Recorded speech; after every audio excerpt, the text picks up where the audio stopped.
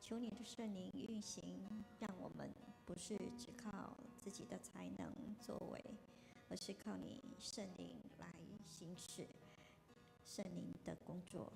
我们相信，我们有你的灵，我们确信你在我们当中，更确信你在你没有难成的事。我们的软弱，我们的忧虑，你都不曾放弃。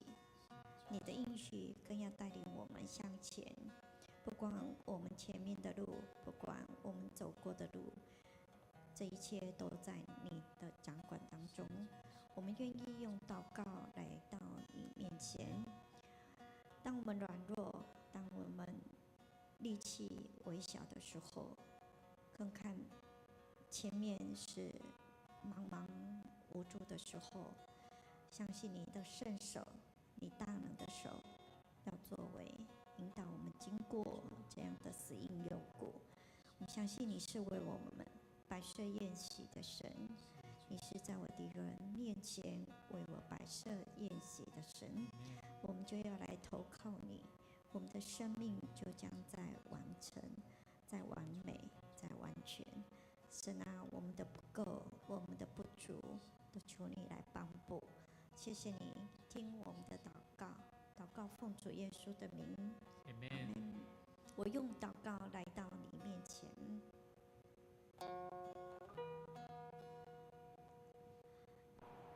是我们用祷告来到你面前，我们来寻求神，愿神帮助我们，在我们生命的破口，在我们周遭的人生命的破口里面，我们找到神。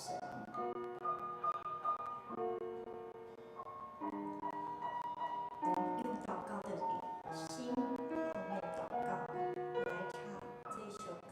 我用祷告来到你跟前。我以祷告来到你跟前。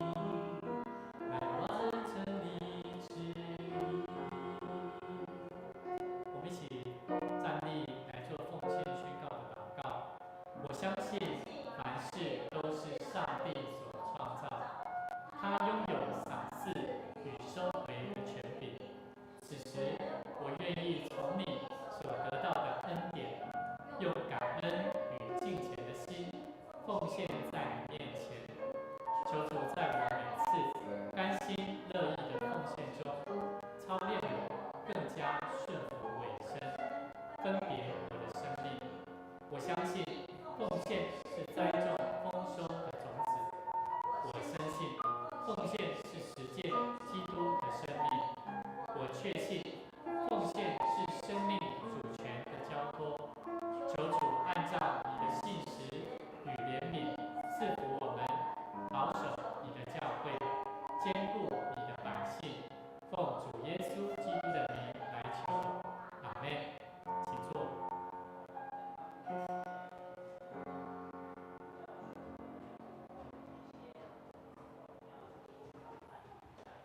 各位弟兄姐妹，大家平安。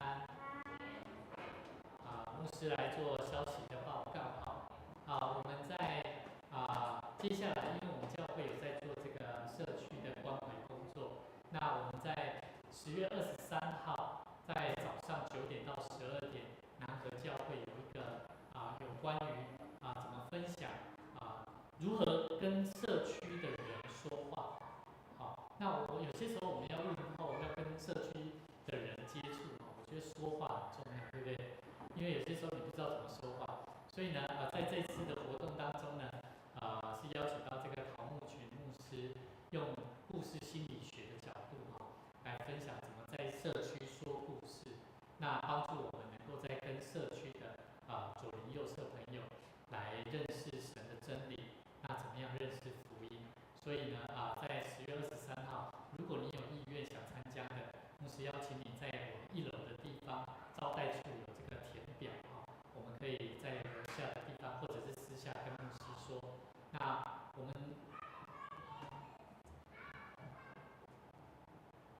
们的社区音乐班在11月要正式开始，因为在我们9月、10月份，因为刚好10月份今年的台湾的假期比较多了所以我们一直到现在还没有开始。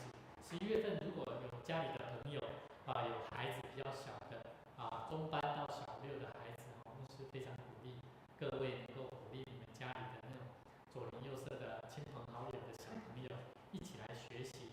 其实小朋友从小接触音乐真的非常棒，他从反应，还有包含他对节奏，那对他的很多的智能发展都有很大的帮助。那我们持续为花莲的光复乡的这个灾情那虽然现在已经恢复，但是我觉得更重要的是后续的不管是国家相关的这些帮助的办法，我觉得都需要有智慧，所以也求主帮助我们，让我们持续的来为这个灾区的灾民我们的国人，我们一起来为他们祷告，也为这些国家的领袖的处理的工作，来一起为他们来祷告那今天牧师要跟大家分享一个主题，叫做听到就当行道。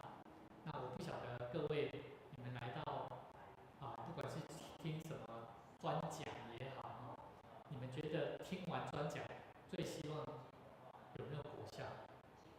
那个果效怎么来？我们都会期待对我们的有帮助，但是那个帮助是怎么来的？简单举个例子小朋友当他在学校上课，老师一定会讲说：“各位小朋友，这个听得懂吗？”我们都会说什么？懂。然后有没有问题啊？没有。然后说好，那既然你们懂了，就回去要怎么样？要写习题，要写作业，然后我考试会考然后考试出来就见真章。有在运算、有在学习、有在预习的人，他会怎么样？他成绩就会好。那没有在预习的人就会怎么样？就不好嘛，对不对？这非常显明的一个问题。所以我在想，在我们生命的道路上面，我们相信听很多教会的牧师讲道，现在特别是媒体越来越多，越来越方便。那相对的，我们听过很多牧者讲非常好的道理，但是要真正做出来，那才是最主要的所以今天牧师用一个听到就当行道，在圣经的话，在我们所学的圣经里面，他怎么在说，而且是非常明确的那我想要问各位，你们有没有使用过导航系统？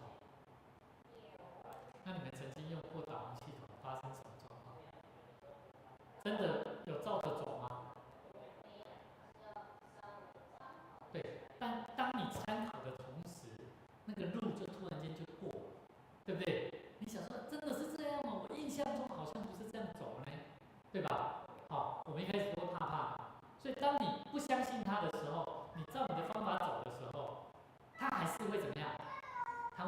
新再告诉你，重新规划路线，对不对？有一次牧师在外出的时候，我在旁边坐着我太太，那我们在路上的时候也是用导航，然后去到一个地点的时候呢，这个导航小姐说前方300公尺请右走。可是我在跟牧师长在讲话的同时就忘记了，就没有注意到。后来我就怎么样，就过了。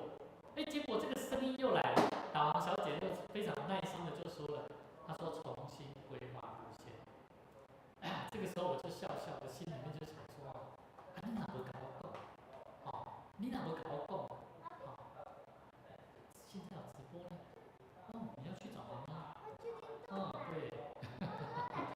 好，所以当时候呢，我就心里想说，哇，这个导航小姐真温柔。可是我心里就想说，你在跟我讲话，你怎么没有提醒我？我就有点生气了。那时候我就有点跟牧师讲，你看人家导航，叫温柔，你给我重新规划路线。你不是你给我念讲话在那当下这个师母就回我一句话说：“你再不听我就不理你了啦。”各位弟兄姐妹，我讲这个简单的经历故事，我想问各位：神的话，我们听圣经的话，上帝的话，上帝的话就像导航的声音一样，我们常常在听，我们觉得这个神的话太有道理了，可是呢，我们听进去，生命会不会照着做？那才是重点。所以各位弟兄姐妹，很多信徒、很多基督徒，我们在教会，我们听了很多道，可是久而久之，我们的心会麻痹，因为我们没有在做，我们的生命的方向也不会改。反正我就是听你讲你的，我听我的，我选择性的去听你所讲神的话。其实我们做牧师讲神，在讲台上传讲神的道理，非常有压力，因为我们第一个要面对的是什么？你知道是谁？我们要面对的是谁？不是，我们牧师面对的是上帝，因为我们传讲圣经的话到底对还不对？我要清楚知道这是不是神要对我们说的话，所以我们的压力非常沉重。可是弟兄姐妹却时常会用人的角度来评断牧师所讲的道理。所以各位弟兄姐妹，我们要知道，今天牧师要带大家一起来看以西结书。牧师完全都是遵照这个新眼光的圣经节，我们每一个礼拜都是照着新眼光的圣经节但是我都觉得上帝都很爱我们，他都时常透过神的话在教导我们，我们要留意注意神的话。好，我们一起来看左手边，我们一起来读以西结书33章30节到32节。人子你本国的子民在墙垣旁边，在房屋门口谈论你。这个你是以西结，人子是上帝对这个以西结说：人子你本国的子民在墙垣旁边，在房屋门口谈论你。弟兄对弟兄彼此说：来吧，听听有什么话从那耶和华而出。他们来到你这里，如同民来聚会，人民都来聚会一样，坐在你面前，仿佛是我的民。他们听你的话，却不去行，因为他们的口多显爱情。什么叫多显爱情？就是很会讲，好棒好棒你讲的话真的好棒因为他们的口多显爱情，心却追随财力。他们看你如善于奏乐，声音优雅之人所唱的雅歌。他们听你的话，却不去行。你们听牧师讲话好不好？你们听大桥教会牧师讲话好不好？如果我唱歌，你们觉得怎么样？很棒，有没有像？这是圣经的话圣经是这样讲的可是上帝在提醒以西结你本国的子民在墙的旁边，在房门外，在谈论你耶。哇，应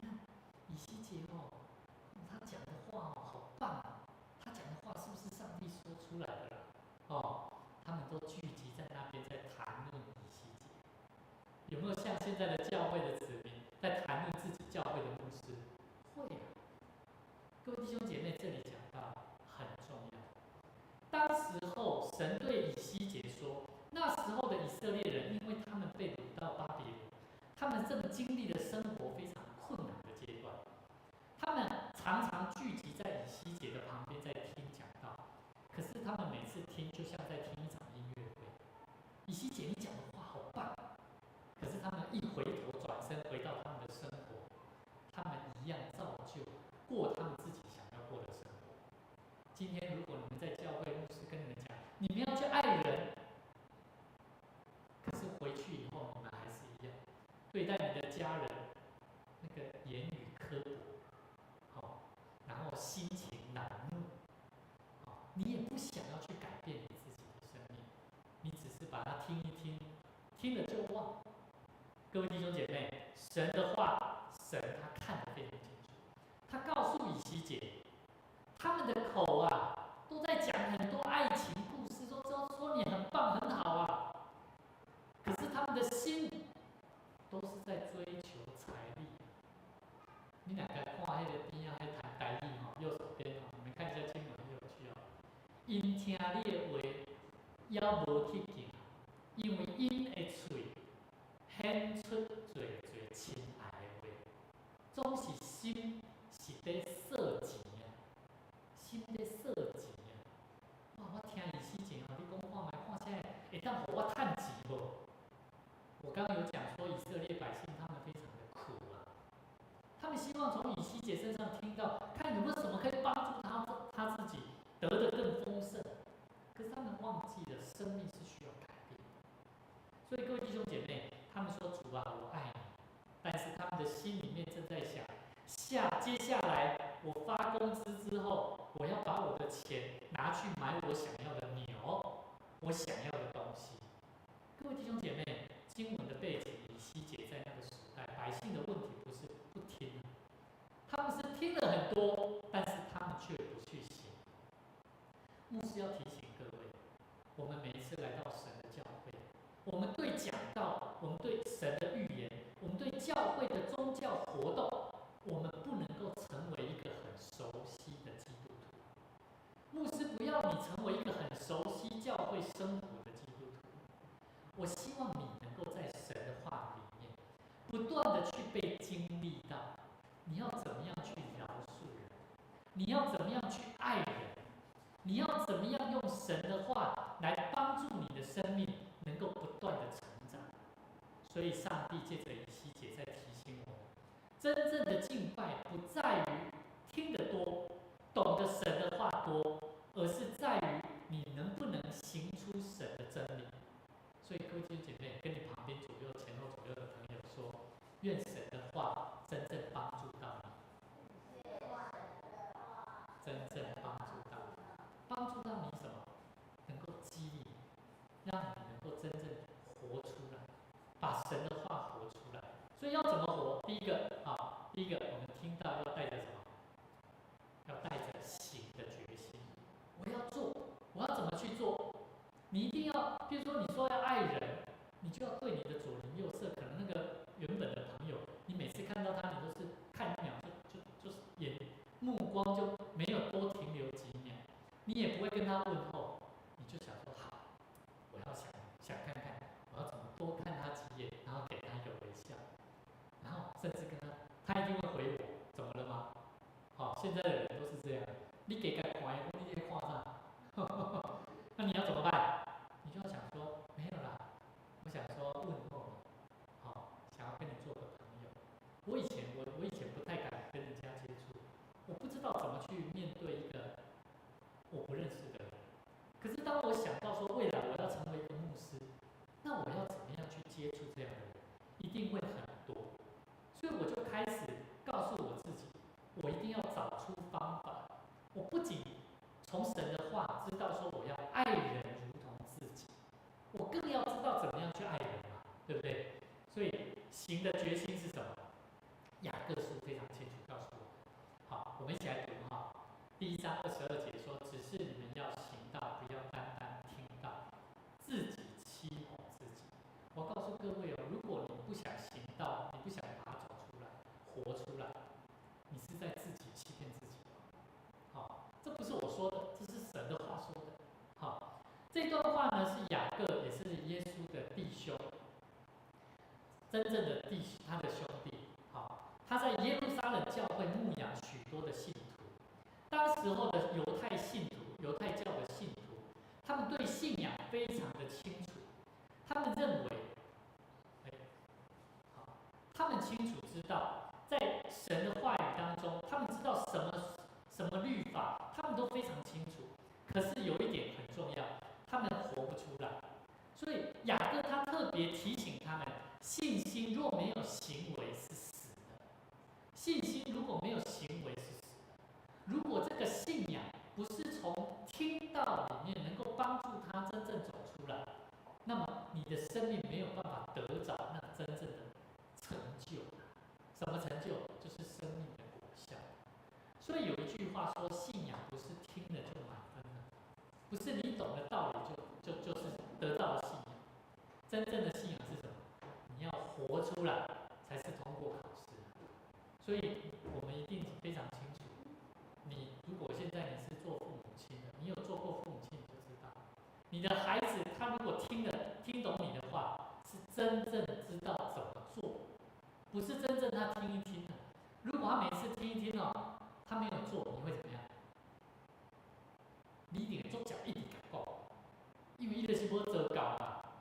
所以哦，有的人会讲哦，你莫去讲啊，你若定定安尼讲哦，我就不想要听，我就不想要理会你，那你就会知道他的生命是有问题。所以有些时候哈，信徒也会跟牧师讲，牧师你不要讲那些。其实在我心中，我会认为，就是因为我们还没有做到。那你觉得牧师该不该说？你们希望牧师说还是不要说？是要说啊！哦，我相信你们会期待是要说的。如果牧师不说，那你才担心。但是如果牧师不说，也是一种肯定，至少我们有做到，我们有达到肯定，牧师肯定我们的生命现在是 OK 的，是没问题的。但是其实我记得牧师我以前在听讲道的时候，我非常喜欢台上的牧师能够讲到我生命的心感触的痛点。好，我每次只要听到这个，我每次我在听讲道的时候，都会听到我的父母亲在对话，他们怎么对话呢？我爸爸拢讲妈妈，我妈妈拢讲我爸爸讲，牧师在讲你，牧师在讲你。但是我的爸爸他就是，但是如果你的生命你是会认为说，真讨厌，每次牧师都在讲这个，请问是牧师的问题还是我们的问题？所以各位弟兄姐妹，我觉得在我们的生命里面，我们要明白，神希望我们懂得爱人，不代表你就会爱人。你知道要饶恕人，不代表你就会饶恕人。信仰不是在比赛谁对信仰的知识认识多了解，信仰是在比的是什么？你真正有没有办法把它活出来？所以你会发现，一个有真正信仰生命成就的人，是他会让你感受到上帝的爱。你会觉得这种人的信仰，即便他不用讲什么真理，你也会想要跟着他学。所以各位弟兄姐妹，曾经有一位弟兄，他在听完讲道以后，他说：“牧师，我听完你的讲道，我觉得好感动。”我就会问他说：“那你有什么改变？你听完以后，你有什么改变？”他就说了，哦，我觉得你说那个什么什么什么东西好好哦，然后呢，你说了什么什么什么什么，你说了什么什么什么，你有听到一些端倪吗？他的生命有没有改变？有。他是讲牧师讲的东西的，他有感动啊，但是他还没有做到，懂了吗？所以我们就鼓励他说：如果你有听到感动你的话，我期待你真正去经历看看，好，去经历体会看看牧师所讲的神的话背后，神要期待你做什么。所以各位弟兄姐妹，感动若没有行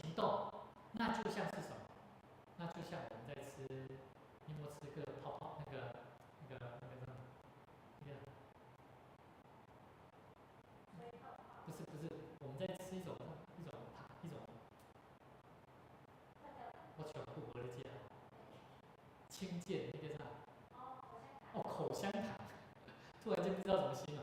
我们在嚼口香糖的时候，口香糖一开始吃怎么样？你姑姑啊，我家突然间去吃，你会不会想吃？会。吃了之后你会怎么样？就会一直嚼吗？会吗？好像不太会吧。嚼久了就会怎么样？还有味道吗？对，一开始有味道，但是嚼久了以后就怎么样？没味道，没味道以后你就会怎么样？吐掉。我觉得真理就像是这样，很多人把真理嚼完以后，他没有把它内化。如果你没有把真理内化，最后你把真理就会把它吐掉，你不会想要遵守真理。但是真理真的是像泡泡这个口香糖吗？其实真理不是，真理是它是会让你生命的内涵、生命带来帮助，它会让你不断咀嚼，会越来越香，越来越有味道。所以各位弟兄姐妹，我们今天听讲道，就应当要像一个真正的信徒应该要做的。我们听了讲道，要能够把它活出来。好，所以呢，我们听到一定要怎么样？要没有行的决心？你有没有行要想要做的决心？牧师要鼓励各位，你听完牧师的讲道，你要听到到底什么重点？什么是上帝要我们做的？第二个，我们行道要做什么？从哪里开始做起？从小事上做起。什么小事上做起？我们一起来读一段圣经节，路加福音16章10节。人在最小的事上忠心，在大事上也忠心；在最小的事上不义，在大事上也不义。我记得我小时候，我的母亲会告诉我：我给你的10块钱，我给你的100块，你有没有拿去奉献？那当时候我就说：妈，我很想要吃我想要吃的东西，我就把它拿去买我想要吃的东西。我母亲就告诉我这句话：你在最小的事上你都不对神都不忠心你在大事上你也没有办法成就什么大事。我说妈，骗人！我内心有很多我想要做什么大事情的这个眼光，真的不行吗？所以牧师曾经分享过一个故事，我曾经为了钱的事情，为了小钱而最后被诈骗，我将近被骗了20几万。我真的有把钱守在我身边吗？没有。我在小事上没有忠心当时候我没有把该奉献给上帝的钱，我把它占为己有，所以最后我损失的比这个还大。我后来想一想，评估下来，损失大。如果是这样，我倒不如还把这些钱拿去奉献，帮助有需要的人，不是吗？这个故事在讲什么？耶稣在比喻一个故事，他讲的什么故事？有一个财主，他底下有一个管家，这个管家他负责管理这个财主的资产。有一天呢，有人跟这个管家、这个财主告状，说我告诉你，主人，你的管家他怎么样？他浪费你的财产。这个财主就把他叫过来，说，听说你把我的这些钱管理不善，把你的账交出来，我不能再用你了。后来这个管家听完以后说：“哎呀，我准备要失业。”圣经里面怎么说？他说：“我要挖地我又没力量。如果我要去跟人家要钱我也没有那个脸皮耶。”这个不义的管家他动了一个念头，他就赶快去找这个财主欠财主钱的人，他就去找他们。他去找他们，他问第一个人，他就问说：“你欠我的主人欠多少钱？”这个主人这个欠钱的人，他就说：“我欠了100桶油。”然后这个不义的管家呢，他就跟他说：“好，那你现在就还这个主人，还50就好了，50桶就好了。”他又去找另外一个欠主人的这个欠钱的人，他就问他说：“你欠我们主人欠多少？他就说我欠了110麦子。他当时就说好，那不然这样，你还80就好了。他说好，谢谢你。结果这些人都非常的感谢这个不义的管家。各位弟兄姐妹，这个管家他想，等我被解雇之后，这些人会怎么样？会善待他还是不善待他？会不会收留他？你们听懂这个故事的内容？我再讲一次哦，我再从头再讲一次哦。有一个有钱的财主，他有一个管家，他被告状，这个管家他没有把那个主人的钱管理好，这个主人他就要把他洗逃了。我改业急用我，请你帮我管理我的财产，你没有管理好，我要把你收回来。这个财主呢，这个不义的管家他就想说，糟糕，我接下来没有工作了，他就赶快去找这个欠财主钱的人啊，去找他们，就说，我跟你讲，你不用还我主人100桶油，也不用还100个10麦子，他就去跟他们讲优惠价。讲完之后，这2个欠钱的人感谢他了，感谢他之后呢，他就心里想说，哇，真好，至少我给我湾主人洗头的话，我还有地方有人会收留我。耶稣讲完这个故事呢，他说这个主人财主啊，竟然称赞这个不义的管家做事聪明。注意哦，耶稣不是说这个不义的管家的不义哦，他没有说他没有管理好财产的不义的行为。耶稣所要说的是，他称赞这一个不义的管家，他会为未来打算。但是呢，我们这一些信主的人啊，跟随他的人啊，门徒啊，却不懂得珍惜我们现有所拥有的恩典。所以各位弟兄姐妹，那个不义的管家虽然他做人不完全正派，但是他有一个我们常常缺少的优点，就是他知道要为将来预备。那我要问各位，他都知道我今天的选择会影响我明天的处境。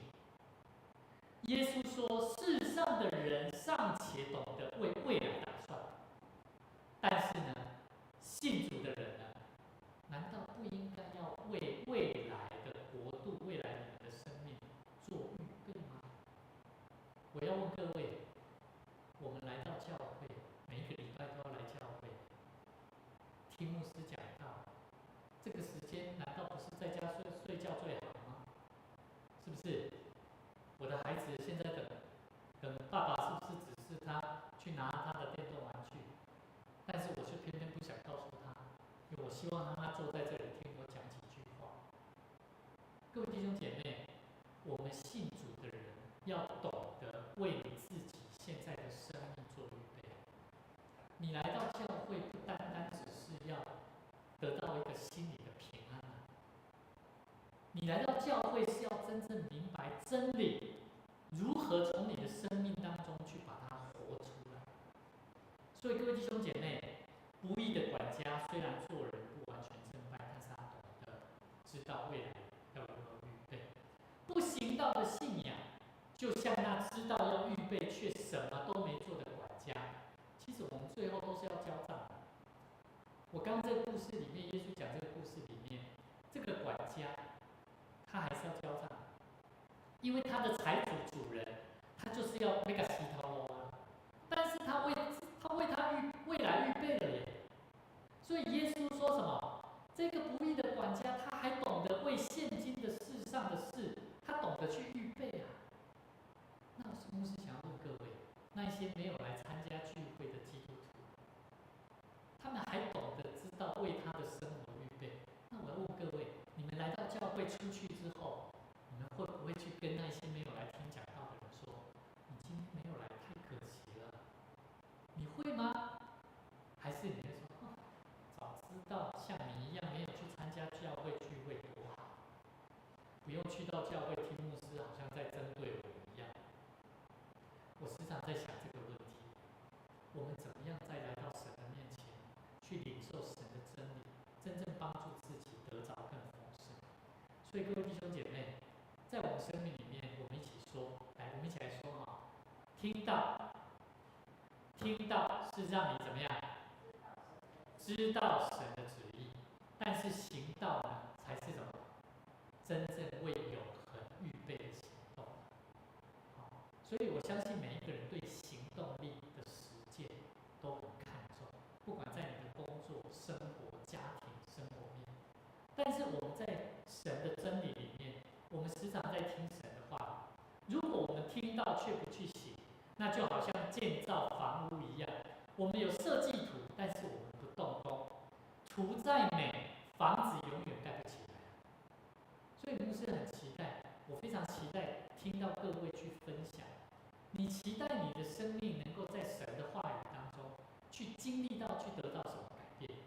如果你是已经在教会是已经很稳定在参与聚会，每一次几个月后，甚至多久以后，我都很希望能够听到你们的生命故事。你们的生命故事是如何从神的话语里面去带出你生命的行动力？所以各位弟兄姐妹，在我们生命里面信主的人若不行道，就像是天堂的方向我们知道，但是我们一直没有走在这天堂的路上。第三个，我们行道需要圣灵的帮助。好，我们复习一下哈。第一个，我们行道要怎么行道？第一个要怎么做？我们要有什么决心？要有想要做的决心啊，对不对？要行道，要走出这个真理，我们要有决心。第二个要怎么做？要从哪里开始？从小事上做起。好，小事上做起，我刚刚有提到，如果你要爱一个人、关心一个人，不要单单只是嘴巴讲，也不要只是心里面知道要爱一个人、关心一个人。曾经有人跟我讲过，问我说你是什么血型？我说我是 O 型。好，那也有人说你不太像 O 型的。我其实心里面很高兴这句话，为什么？因为我不是按照血型的大数据被认定我是一个什么人，而是我从神的话语当中，我已经改变了，我成为一个大数据 O 型的人，转变成为一个不像 O 型的人。所以我觉得，我相信我的生命是有变化的。那牧师也要鼓励各位，如果你的生命有没有变化，你自己最清楚。那求主帮助我们。最后一个，我们就是要有圣灵的帮助。我们要行道真的不容易，因为我们的本性里头本来就是喜欢听，但是不喜欢改。好，喜欢听不喜欢做。我刚刚有讲，那个小朋友听老师讲说该怎么做，他们都说知道，有没有听懂啊？知道，但是真的会去做吗？不会去做。所以我们都是一个喜欢听不喜欢做的人。但是所以保罗才会说一句话罗马书7章18节，我们一起来读立志为善，由得我；只是行出来，由不得我。真的是这样。那求主怜悯，也求主帮助我们，让我们能够时常在祷告里面去经历神。保罗他在当时候对当时候的罗马教会，当时候的不管是犹太基督徒，还有未信者、慕道友、外邦人，犹太信徒他们非常熟悉律法，熟悉律法就好像熟悉这个宪法一样，他知道该怎么做，可是他们没有做不到。好，那外邦的信徒他们没有律法，可是呢，他却习惯照着自己的方式来走，可是他们却时常照着自己的情欲习惯来走，他们也不会想要照着做。所以不管是信主的人或未信主的人，都做不到，那该怎么办？所以保罗才特别提醒我们，我们需要靠圣灵的大能。所以各位弟兄姐妹，其实我们在我们生命里面，我们需要透过祷告，透过更多的祷告，依靠圣灵的力量来帮助我们得着智慧的心。求主帮助我们，让我们时常能够让我们的所学习神的真理，能够真正活出一个真正行出耶稣曾经在一段话语，马太福音7章24节到25节，我们最后一起来读这段圣经节来。所以凡听见我这话就去行的，好比一个聪明人，把房子盖在磐石上，雨淋、水冲、风吹，撞着那房子总不倒塌，因为根基立在磐石上。所以，如果我们的房子建造的过程，我们在听神的话语，就像我们在建造房子一样，我们的生命不断的在被建造房子。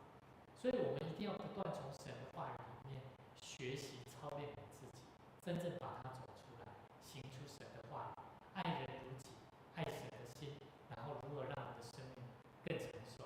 求主帮助我们用将神的话语听进去我们心里，用坚定的行动来活出真理的盼望。我们一起同心来祷告。亲爱的主耶稣，谢谢你所赏赐给我们生命真理的话语，在圣灵的感动里面，让我们更加的谦卑、顺服的心来学习明白神的真理。但我们恳求你帮助我们，不只是成为一个听到的基督徒、听到的信徒，更是能够愿意去走出实践真理的基督徒。求主帮助我们，让我们的家庭，让我们在职场上，让我们在教会里面，我们都能够因为神的道不断的被更新生命，让我们透过圣灵的感动，扶持我们来走出实践神话语的人。求主继续来丰富我们的生命，在我们生命当中有许多的破口，有许多的难处，我们都恳求神来亲自为我们预备，为我们行医治的大能。主啊，谢谢你，在我们从你的话语里面，我们能够不断的激励我们自己，也求神不断的帮助我们，安慰扶持我们，让我们时常走在神的道路上面，成为神所心意、合神心意的人。谢谢主，我们再次将我们底下时间交托仰望，愿神的话语不断激励我们的心，带给我们生命的盼望。谢谢主，祷告奉主耶稣基督圣名来求，阿们。愿神赐福大家，在每周日的早上，我们在每一个月的最后一周，我们是台语跟华语合并礼拜，也愿主赐福大家，让我们一起从神的话